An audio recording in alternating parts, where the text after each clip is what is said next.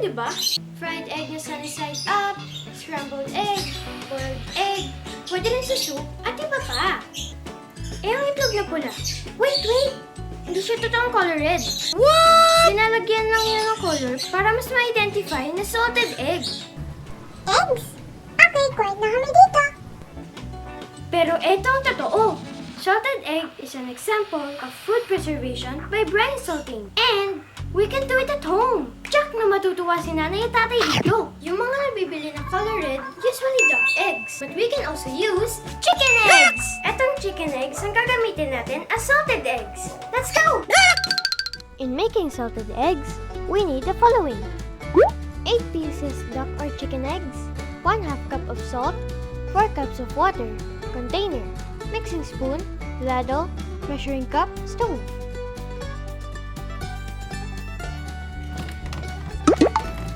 First step, wash eggs with water. Kailangan nating linisin mabuti para matanggal ang mga something, alam nyo na. Be careful lang para hindi mabasag. Ayan, malinis na. And another thing, let's have a quick test.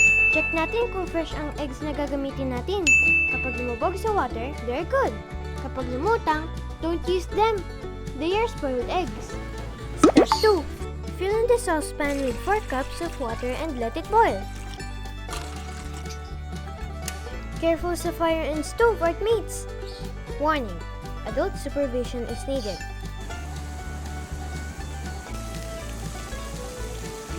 Now, it's time to add the salt.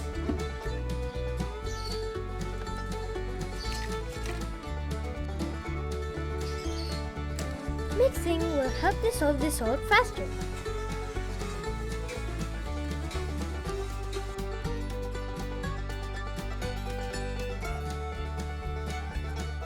Now we have brine solution. Homogeneous. Uy, science yan ah. Kind of mixture. Woohoo! Now let the brine solution cool. Meanwhile, prepare na po natin ang container na paglalagyan ng eggs and brine solution. 2 hours later. Step 3. Pour the solution on the eggs. Oopsie! Oh no!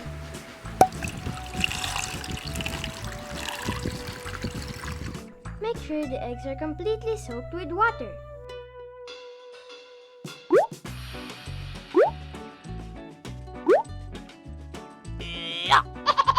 Now, all we need to do is to cover this container and store it in a dark place for 3 weeks. Dahil sa brine solution, nagpa-float ang mga egg. Kaya, maglalagay rin po ako ng plastic na may brine solution on top para lumubog ng completely ang eggs. Step 4. Cover the container. I've got extra labels from my past activity. Lagay na rin natin. Gawa rin tayo ng labels stating details like project name, kailan ginawa at kailan pwedeng i-harvest para mas madali nating malalaman kung ready na.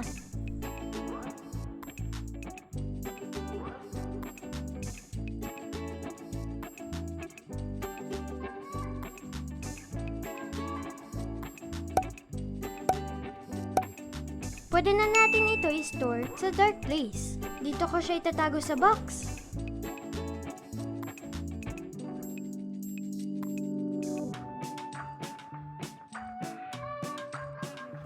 So for now, we'll just wait and do other productive activities and be back after 3 weeks to see our eggs. Salted eggs! See you in part 2, Art Mates!